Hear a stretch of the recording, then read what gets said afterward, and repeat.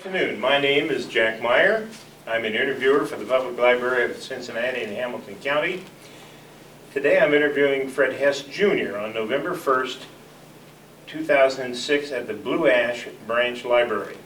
Our camera operator today is Joel Cornelli. Also present today is Mr. Hess' wife, Sylvia. What we'd like to do today, Mr. Hess, is for you to just in your own words, tell us a little bit about where you grew up, how you came to get in the military, how you chose the Air Force, and where you trained, and tell us a little bit about your military experiences, and we may ask some questions as we go along. Okay, well, I enlisted in the Air Force. I hitchhiked to Wright-Patterson Air Force Base in Dayton, Ohio, and I got up there, took the examination. I passed the examination, mental and physical both, so they put me in the Air Cadet program.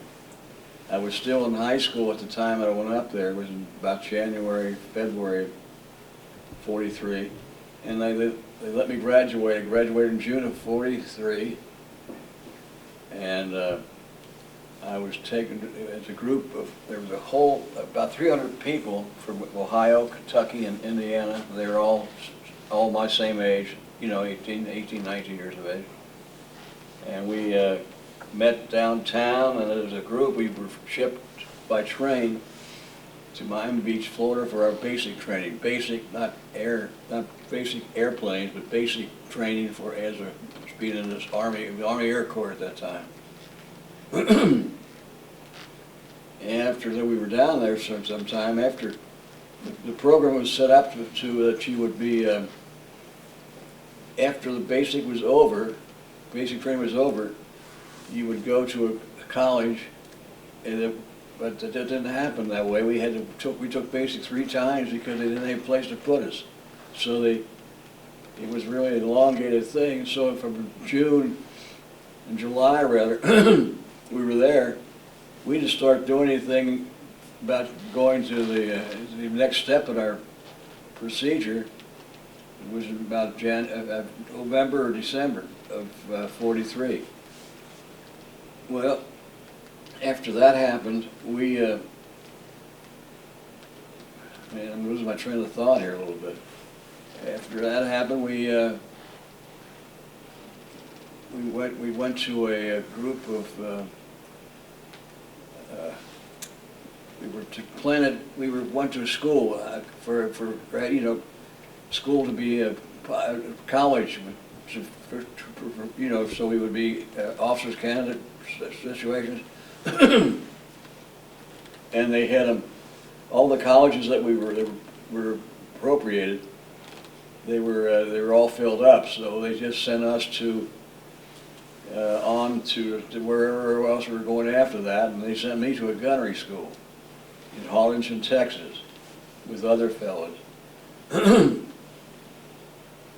We were in Harlingen in the latter part of the year of '43, and after that we went to we finished gunnery school there, and we were shipped to Utah, Salt Lake City, Utah. We formed a group. Groups were formed at that point in time, and after I had gone through the gunnery school and everything, we were put into groups, and I was put into a group with these fellows here. They're all. That was your crew, huh? That's our crew. This is a St. Louis woman. We picked that St. Louis woman up into, excuse me, Topeka, Kansas. Excuse me.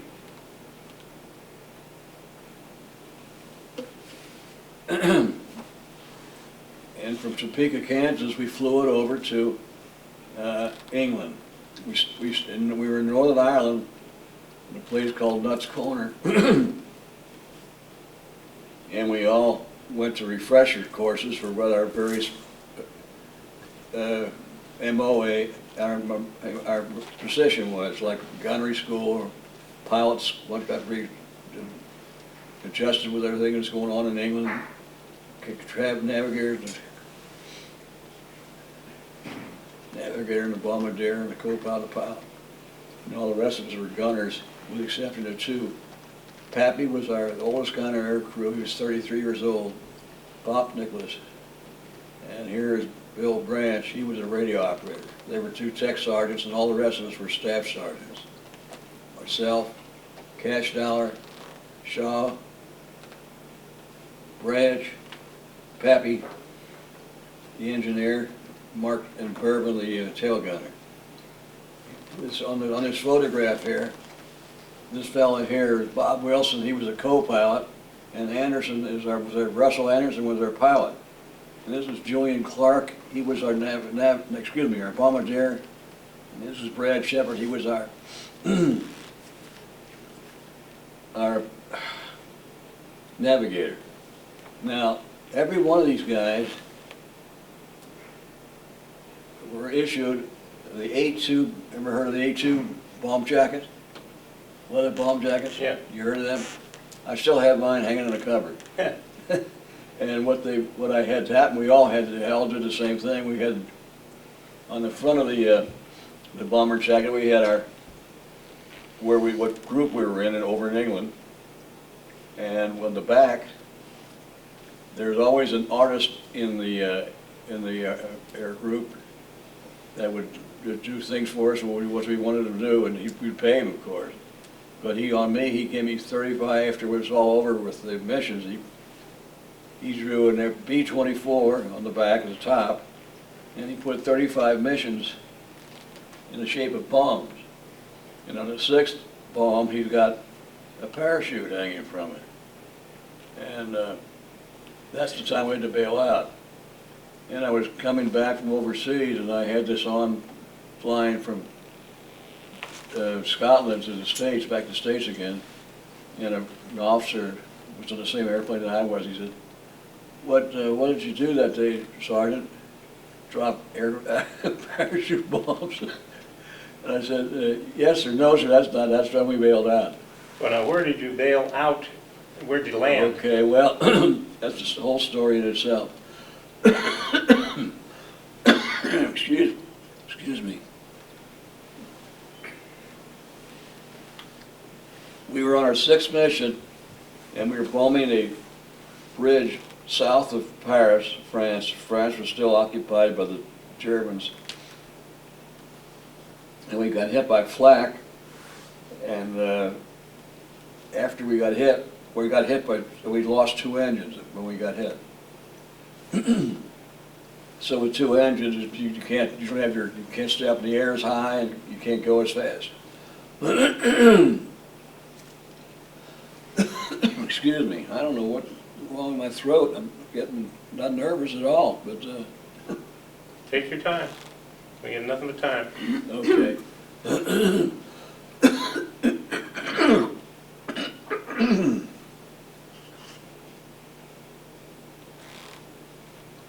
Thank you. I hope I'm through coughing now, sir, so you don't have to worry about it. Oh, we've got all the coughs on tape. I'm a good cougher, aren't I? Oh, you're doing fine. Anyway, after we bailed out, before we bailed out, I was listening to intercom, and I listened to the pilot talking to. We had come all the way from south of Paris, and we're heading towards England over the channel. We had crossed the channel, and just as we crossed the channel, the 3rd engine started to put a little bit, and we said, "Oh boy, we're in big deep trouble." And I was listening to the intercom, and I heard the pilot say, "We can't." There was a big air base over there, at Manson was what the name of the air base in England, on the south coast near Dover. And we're trying to get there because that's where all the planes that got damaged and were crippled coming in, try to fly into there. But we didn't make it, and the pilot said, well, he's talking to these fellow, the English people on the ground. He said, what shall we do? And the pilot said, the pilot said, what shall I do? And he said, well, sir, you're in charge of the airplane. You do what you want to do. And he said, well, I don't think we're going to make it with this airplane. So I'm gonna tell my fellows to bail out. He said, okay, sir, it's your airplane. So he told them to bail out, and I'm the first guy out. And what I did is hit my head on the going out. I wasn't a bit afraid. That's an understatement if there ever was one. Yeah. I didn't, you look down there, we had a camera hatch in the rear of the airplane where I was stationed, that's where our gunners were. I looked at that camera hatch, it was opened up, and I had to go through that thing to bail out. And let me tell you, we never trained how to bail out, ever. They just said, here, had a class one time about, this is a parachute. We wore a parachute on our chest, you know. This is the parachute Ripcord. ripcord. I still have the ripcord in my head. Oh, you do? My finger, my hands were white. I was on it so tight, and I was going down. I said, "Well, my goodness, I better keep this." I still have it as a souvenir. My wife has to dust it all the time. Poor thing. Reminds her what she didn't have. She has to do with it. If I hadn't had that, we'd never met each other, would we, Eddie? So anyway, that's what happened on the bailout. Well, now, did he crash land the plane, or did No, everybody bail out? He got chewed out for that, the pilot, but it was kind of our CEO was kind of a, You're on camera. okay, I won't say, he wasn't the nicest person in the world. Very good. He was a rough guy. And he said, you should have brought that airplane back, Russell Anderson, Lieutenant. And that was the end of that. What? Tell them where the plane ended up. Oh, yeah, he put it on automatic. We were over the southern coast of England, and he put on automatic pilot, and it flew into the channel and went down to the channel. And a Spitfire, a British Spitfire pilot followed it down and saw it go drop into there. And anyway, when we bailed out, there was nine of us on a 10-man crew, as it usually is, but the only one that wasn't with us that day was our navigator. He somehow or other he wasn't with us. So having 10 crew members, we had 9. And when we bailed out, we all bailed out in, one here, 3 or 4 or 5, 10 miles apart, and it was continued on, and it always was all. I'm the first one out. There's all these parachutes coming down, and when I landed in the English farm yard, and this is rather funny, rather experience. And I landed there, and there was a farmer came running, and his wife, and she said, "You remember Rudolph Hess? That was the Nazi guy." Yeah. And she said, "What's your name, Yank?" And I said, "Hess." And she said, "You darn Yanks are all smarties." But a little bit more than that, smarties. I'll leave the other part of it out. Thank you. Oh yeah, I'm trying to be good in my good behavior today. Children do use this room now. Yes. I'm not usually this calm and cool and collected. I mean, no, I am that, but I'm not. A little bit more candor. Verbal. A little more Colorful, what? colorful candor, what do you want? Anyway, after that, we. Tell them about the little boys.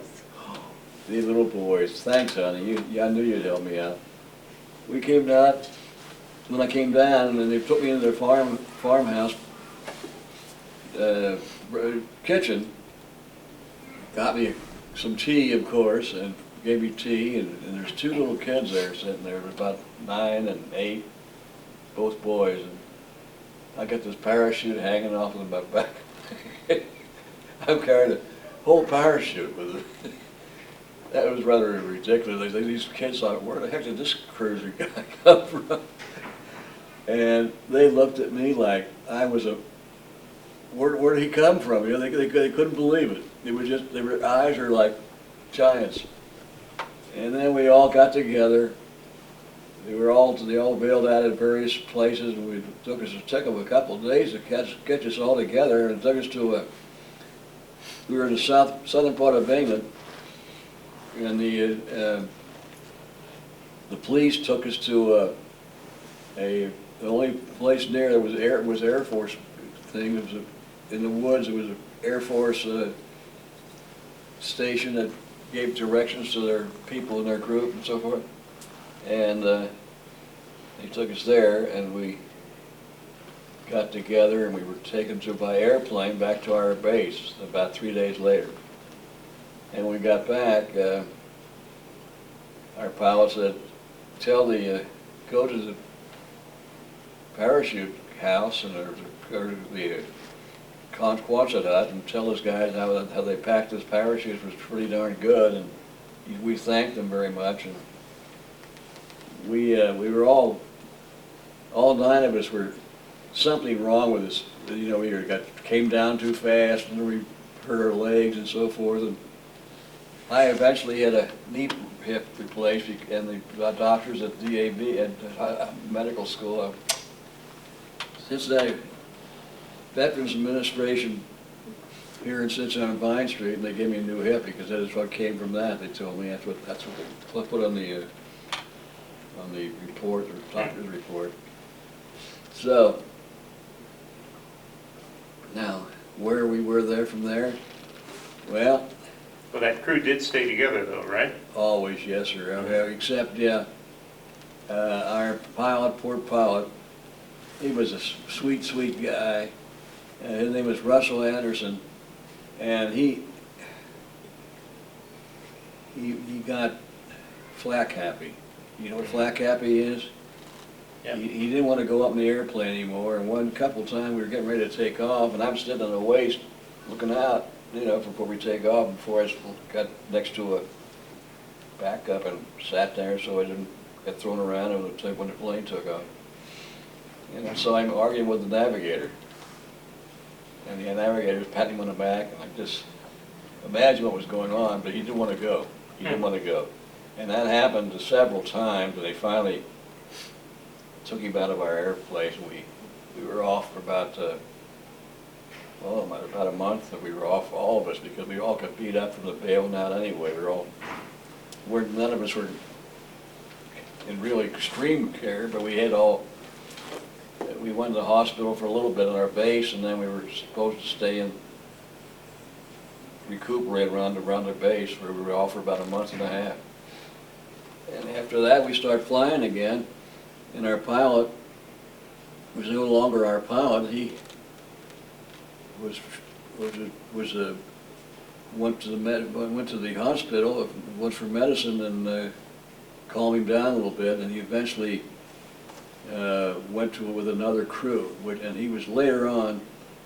This happened in August when we bailed out, August the 1st, 1944, we bailed out. And he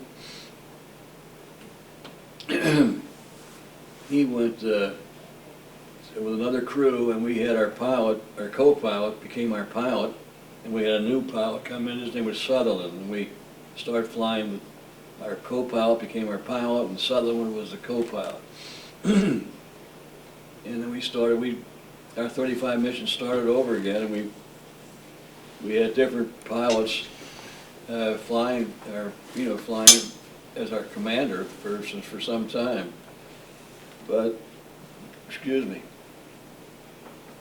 after that, we had 35 missions. We got to go home, but in the interim, a lot of things I remember distinctly about. How are we doing on time? Got plenty of time. Plenty of time. Good. We got more tape for that matter. Okay. Anyway, I'm trying to get my thoughts together here. Would you like to stop? Huh? Would you like us to stop? Yeah, listen to what I want to say about a crew. It's amazing how bonded we were. I'll go back and pick us up being. I've left a lot of things out from when we all got together as a crew in Salt Lake City. We went to Biggsfield in El Paso, Texas, and we trained it was called the Overseas Training Unit. And the pilots, and co-pilot, pilot, and navigator and bombardier, they were all officers. And all the rest of us were staff sergeants, with the exception of the radio operator was tech sergeant, and the engineer was a tech sergeant also. But we respected and we took orders from Anderson while he was there, and after he left, we took orders from Bob Wilson. We respected them, but it was more of a bonding that it's very hard to explain. But four officers, and we all had the same jackets, the A2 bomber jackets. It was the same thing as the officers had, the same thing the air crew had. And the only difference was the officers they were all lieutenants. And some of them became captains after they were overseas for quite a while. But the bonding was just absolutely unbelievable. We all depended upon each other, and each other. It was just amazing. I can't explain it enough to get it across how close we were. And we respected our officers. We took orders from them, but we were really more of a group that's well bonded than like in the Army and on the ground Army, where the captain was a captain, and boy, there was nobody. Everybody else was privates. But this thing here was a little bit different because we were all. Every one of us were staff sergeants except the radio man and the engineer. They were tech sergeants. But the pilots and the navigators and the bombardiers were all the only officers we had on our airplane. But there was the four officers were in charge of the airplane. They all had to go through a very extensive training for being a pilot, a co-pilot, and being a bombardier and being a navigator. They went to a college for, I imagine, about a year and a half before we ever got to meet these fellows in Salt Lake City. Fred, what did you do every time before you took off for a mission? Well, thanks, honey. If you're saying something, well, we had to go to a briefing room. We had a mission, and the briefing room was a Quonset hut, and the Quonset hut had you walk in, a lot of seats, about the size of this room here, in fact. And the officer in charge would pull back the screens, and there was a big map behind the screens, and if it was pointed to Berlin, we'd all go, boo! And really, it was boo. It was like about 400 guys yelling boo. It gets pretty loud. Anyway, that's what we did. And then when we came out of the briefing room, there were two rooms on either side. One was for the Roman Catholic boys, and the other one was for the Protestant boys. And the Catholic boys once got their last rites. Oh, really? Yes, they did. The real last rites, because at that time they weren't coming back that fast. It was pretty risky thing to get up there and that. And if you got through 35 missions, you're kind of a wonder person. But a lot of guys never made it that far. And when we first got there, overseas, it was so rough that the Germans had so many advantages over us. They had more planes, they were on their own. And they were very good pilots, incidentally, the Germans. And they had, what do I want to say? Well, they had advantage over us. So it was 25 missions, and you were through with your tour of duty. And then after we were there for a while, you got close to 25, they changed it to 30. And then after we got close to 30, they changed it to 35, and they left it at 35. So we were very lucky guys. We always got just ready to go get out of the... And everybody was really concerned about getting through. Yeah. Believe me. We were patriotic, but we wouldn't want to do anything without our other fellows, because we all depended upon each other all the time. But we would all wanted to get out as fast as we possibly could, and we were all scared because it was frightening, the duty. And I don't know how else to explain it. Do any particular missions stick out in your memory? definitely. I'm glad you mentioned that, Mr. Meyer. We first started flying, we got over to, first of all, let me recede a little bit.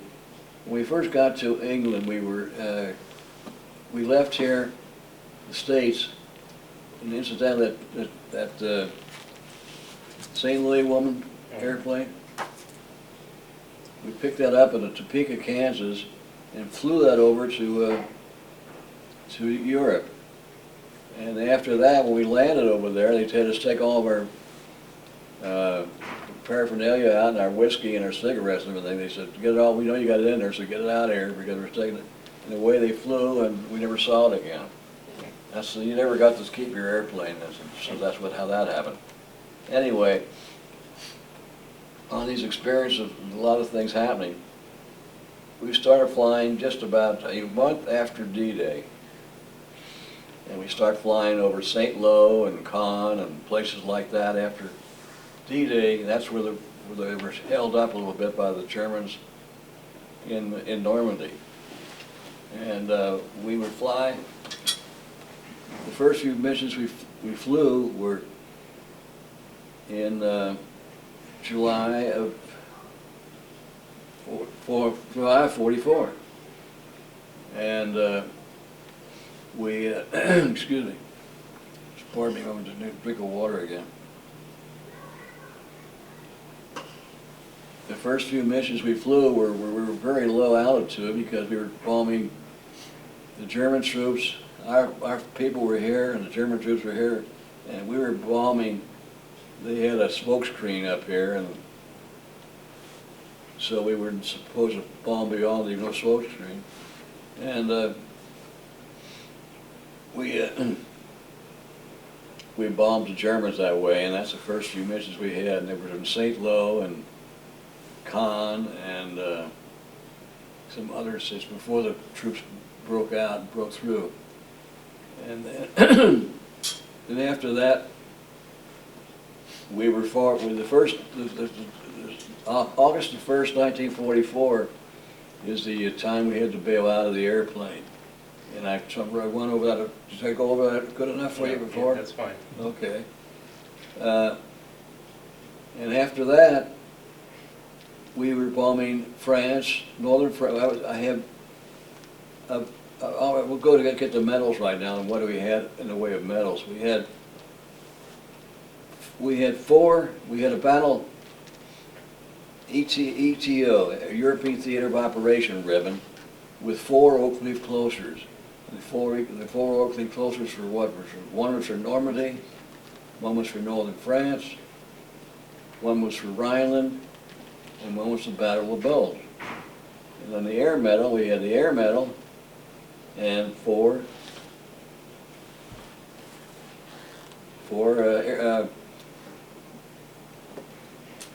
what did I just go through saying?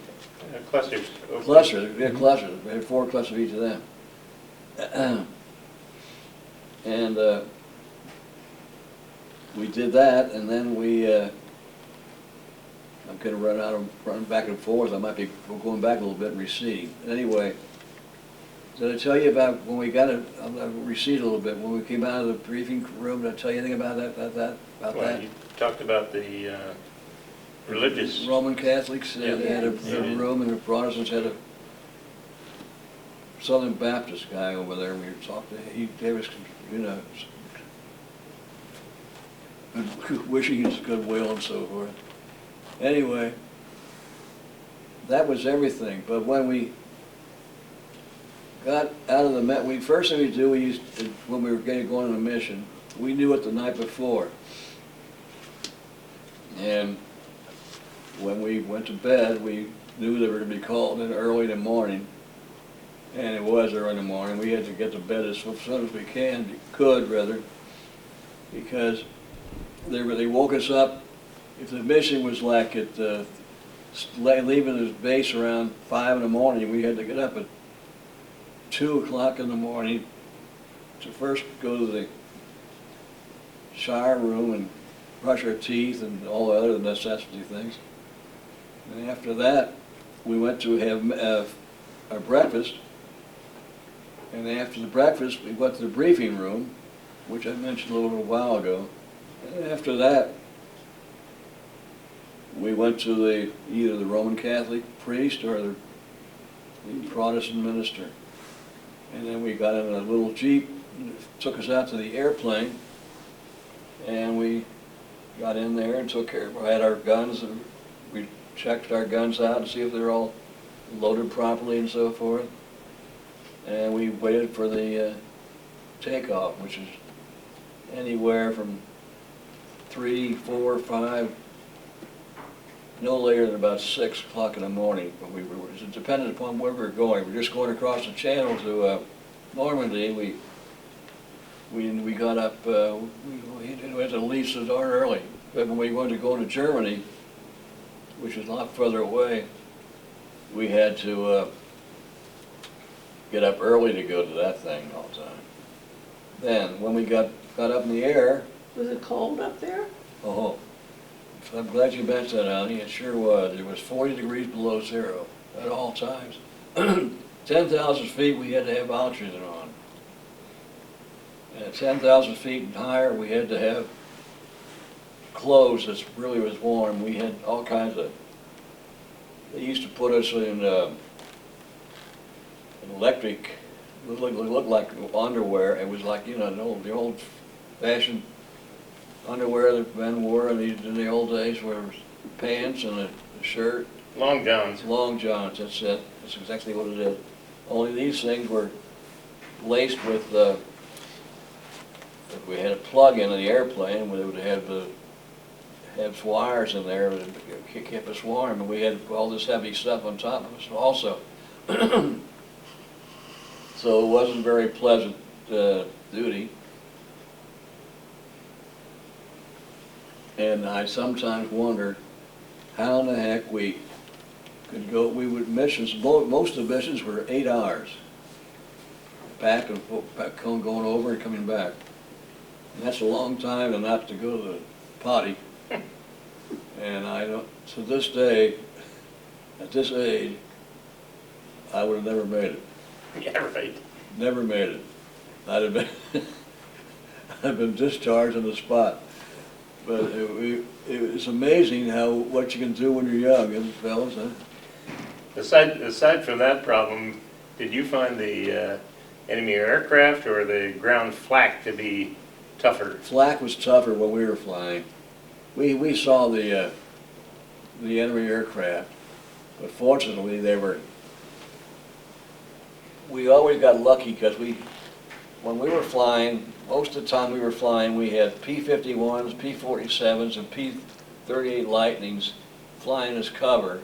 And boy, were those, let me tell you something, I'll never will forget. I'm standing at the waist that one day, and a guy comes flying by in a P-51, and he's got a white scarf. He's giving the victory signal, and I saluted him, but I knew he was an officer, so and we smiled at each other, and away we went. But boy, were those guys, you know what we called them? Our little friends. Yeah. Did you ever heard that expression? Not that way, no. Yeah, that's what they call us, our little friends. And when we got back after the mission, we were met by the Red Cross girls. They had coffee and donuts for us. And our officer always had us a shot of booze when we came back. And our commanding officer had supplied that. Everybody got a shot of booze when they came back. Which was, we were treated rather nicely, but those things were really, those missions were really very, very traumatic and very, very tough to go through, because every time you got near the your mission target, you'd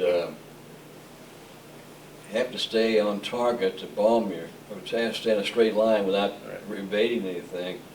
And at that time, the Germans knew what we were doing, because they had those, where every target was a place where it was protected by anti-aircraft fire. And boy, oh boy, were those guys good. I mean, we had plane was in the repair shop, after 35 missions, was in there 4 or 5 times after 35, you know, for the whole 35 missions, to get a whole new, the flak would come in and they put holes in the fuselages, and it wasn't, they weren't, they couldn't fly with all those holes in the darn airplane, you know? And that we would be out of luck if we had to do anything else about that. Did your crew suffer any serious wounds in the air? No. Well, the pilot, the top turret gunner had some flak come in and grazed his head, a piece of flak. Myself, I had a piece of flak come in the waist, and it hit we used to wear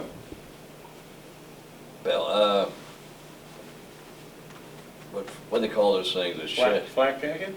Flak jacket. Oh, really? Yeah, we used to wear those all the time. And one came in, hit me there, and it bounced on the floor, and that's as close as I ever got to it. But no, none of us were really injured by flak or anything, thank God. But it was always you wonder if you're going to make it or not. We all became very, very, very, very accustomed to being fatalistic about things. We just said, well, if we get back, we get back. We don't, we don't. You know, if you took any other kind of attitude, you'd go goofy if you didn't. Did you have any superstitions before you go on a mission? You'd always do something or not do something or wear something? Very good question, Joel. And we did this, and it started with me. I was put up 2 fingers like this, never wouldn't say anything, just to do this. And I'd tell the engineer, he would go run to the airplane, and the boys, the 3 of us in the back, we would do it to each other, and the engineer used to go up, the 3 people in the back were the engineer, the waist gunner, and the tail gunner. And all in front, there's 7 other guys in the front, the pilot, co-pilot, navigator, bombardier, radio operator, top turret gunner, and nose gunner, all up in the front, with heavy concentration of people in the front of the airplane. And he carried that up there, and they did the same thing. That's what we did all the time. That was our superstitious thing to do. I guess it worked okay for you. Yeah, I guess it did, and I'll tell you what, years later, we have been to reunions with my co-pilot and the navigator and the bombardier. And one time, up in Dayton, Ohio, we went to a reunion with him. He said, the navigator said, I don't know if you know this or not, Fred, but every time we got in the airplane, I got my Bible out and read a verse out of the Bible and a chapter and verse. And we weren't bad guys, but we were but we got very religious when we were flying those airplanes, extremely religious. And it happened to be and I married this lady here, and she's a very good church lady, and the older I get, the more religious I have become, which is due partially to this situation, because I can't impress upon anybody listening to this conversation is the fact that we got out of it is just really unbelievable, because we lost 29,000 men. That's like 10 men to an airplane. It would be 1,000 airplanes, I guess, huh? Yeah. And when we were over there flying around. Let me ask you a question about the airplane. Some people like to argue B-24 versus a B-17. Did you guys have any opinion about your own airplane or the other one? Well, it's true, and it was B-17s were the first one. They looked like an airplane. Yeah. The B-24 looked like a boxcar. They called them boxcars. But they flew faster, further, higher altitude, dropped more bombs. And carried more weapons, that's right. And But we were still all, we used to kid each other, but the heavy bombers over there were two kinds. B-17s, which is the first airplane, B-24s. Then later on, the B-29s came into effect, but we just saw a few 29s towards the end of their tour of duty. Did they come to Europe? I didn't know that. They were in Europe once. I guess they came over there to show us around a little I bit. see. They landed one over there for us to see. Because that's towards the end of 44 that was I think they brought one to our air base. But 29s were the cream of the crop. They sure were. And any questions you have, Mr. Meyer, I'd really be able to, I'd love to answer them. Yeah, I might have you're doing forgotten fine. things. Huh? You're doing fine. Okay. You were there then in combat for what period of time? From we took our airplane. The St. Louis woman flew to England, and we got here, and they took the airplane away from us, and then we all went to these various refresher courses for each one of our occupations. And then we were finished. We got over there just as D-Day happened. Okay. But we didn't start flying until about July the 18th of 44. We start flying missions. And what was it? Well, when did you complete your 35th mission? Oh, 35th, the 29th of December, 1944. Okay, so about 6 months. Yep, 6 months. And how soon after that did you get to come home? This happened the 29th, the last mission was 29th of December, and we finished our missions, and because we had 35, and everybody that wanted to go home could go home, and then naturally all of us enlisted men went, but our co-pilot stayed because he had got a neat job. Our pilot was killed. Did I tell you that? Didn't I tell you that? Well, the first pilot or the second? First pilot. Oh, okay. You said he went into a different plane, right? Yeah, he did, and he got a different plane, and they told me we were taking off one time in December of 44. Yeah, December 44. And there was around the Battle of Bulge. Remember the Battle of Bulge? Did I tell you I had battle stars I had? Yes. Battle of Bulge and Rhineland and Northern France and Normandy. Well, he was killed during the Battle of Bulge because he was in another crew at that point in time because of his problem being had to go to, he was in the hospital for a while. And he got in this airplane, and they took off, and they were the lead airplane that day, and the 29th of December. It was Battle of Bulge, and we were trying to bomb between the Battle of Bulge, and it was the worst weather that Europe had had in 50 years or some kind of odd, just a long time. When there was snow and ice, and it was just terrible. And he was killed at that time when that airplane couldn't get off the ground because they had a lot of ice on its wings. And they came down and a full bomb load exploded. Ooh.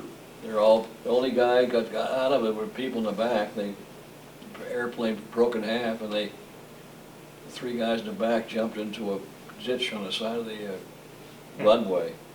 And all the rest of them were killed.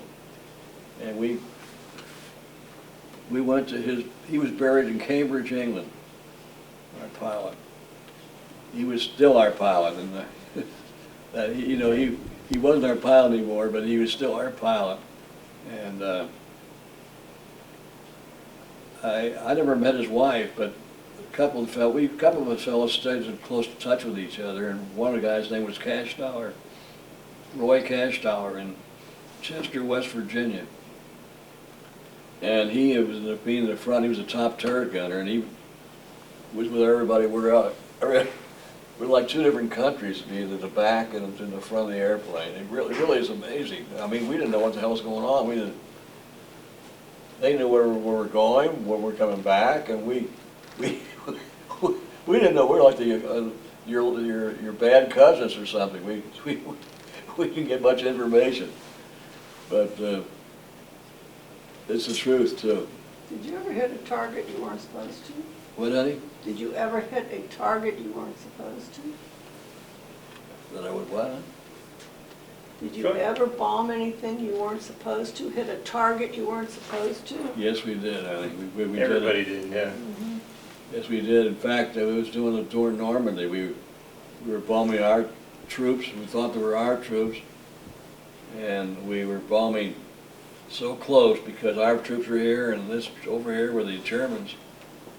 And some of the bombs went on our boys. It only happened one time with us. But it did happen, yes. No question.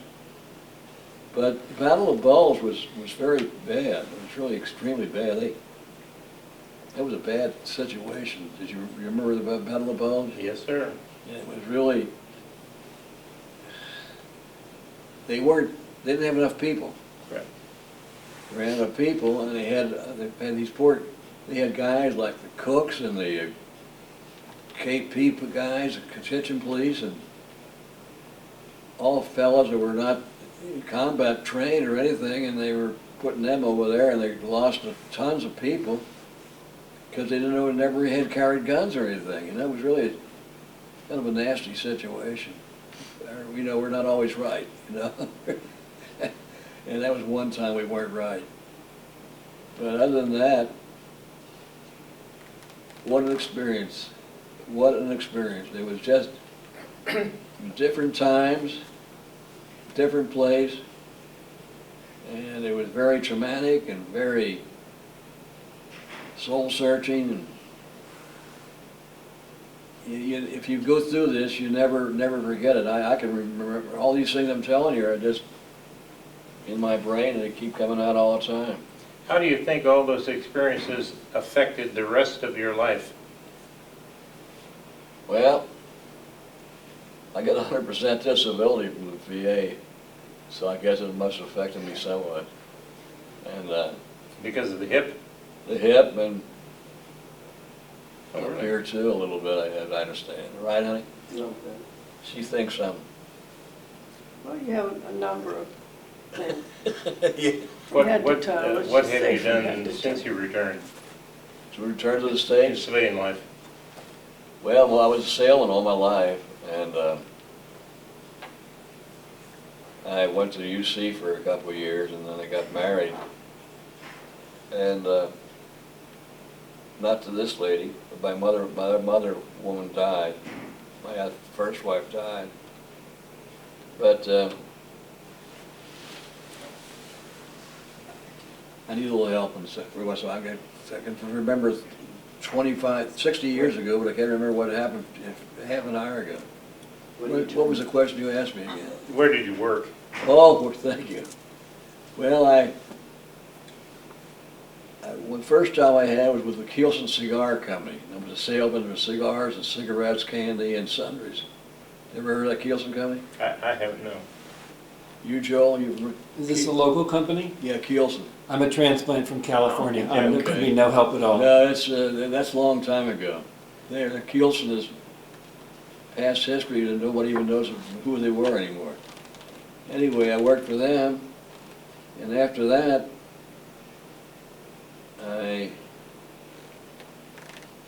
what did I do after I left Kielsen?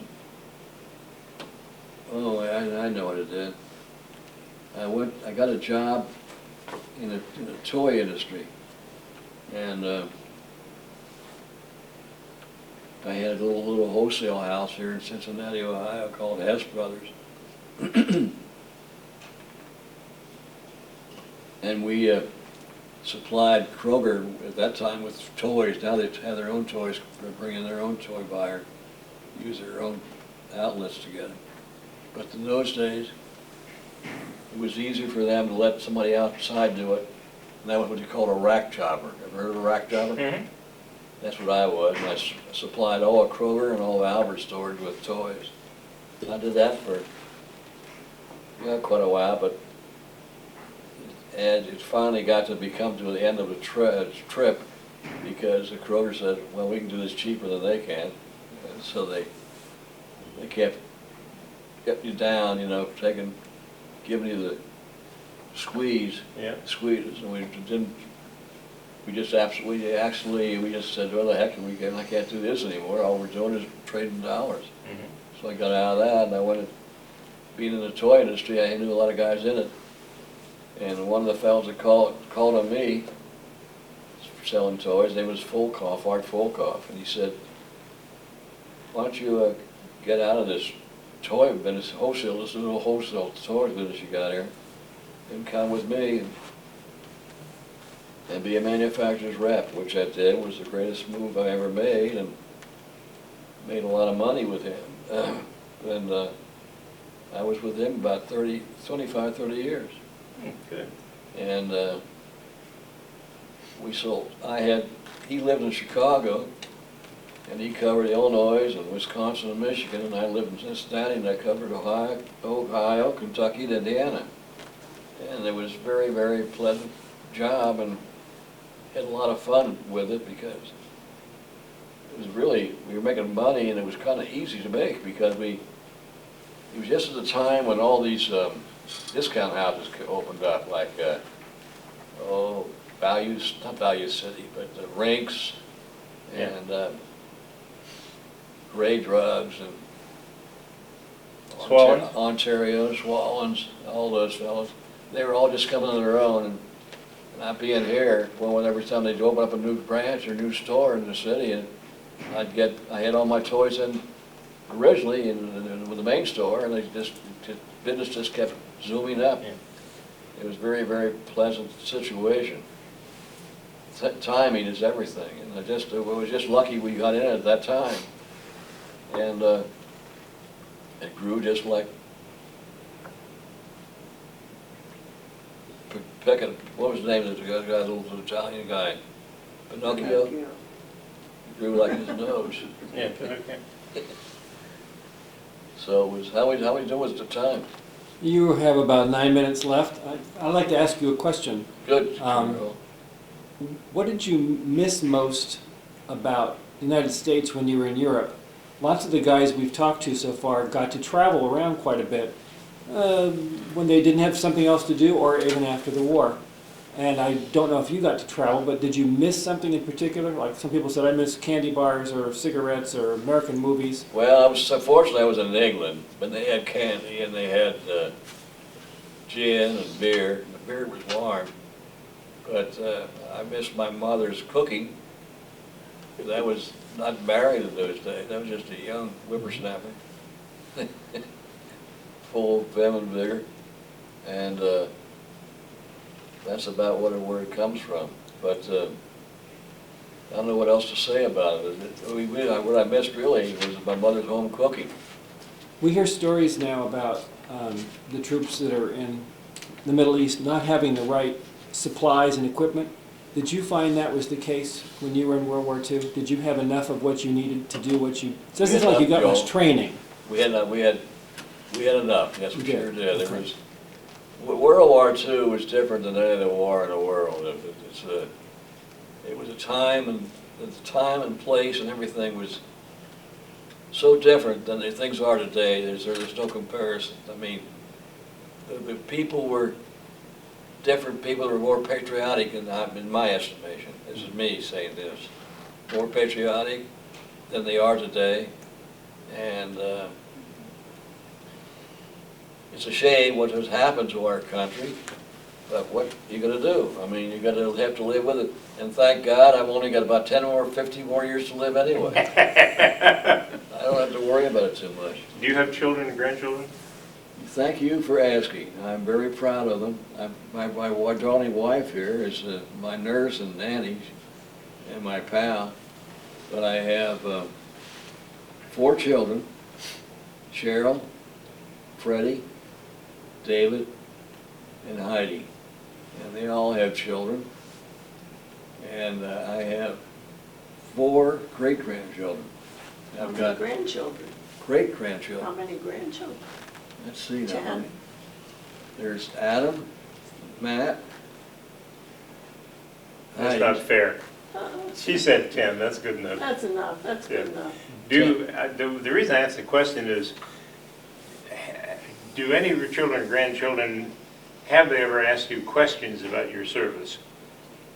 Or have you shared much with them? I've got a whole, I don't know if you realize it or not, but I've kept everything. My father is responsible for putting this thing together for me.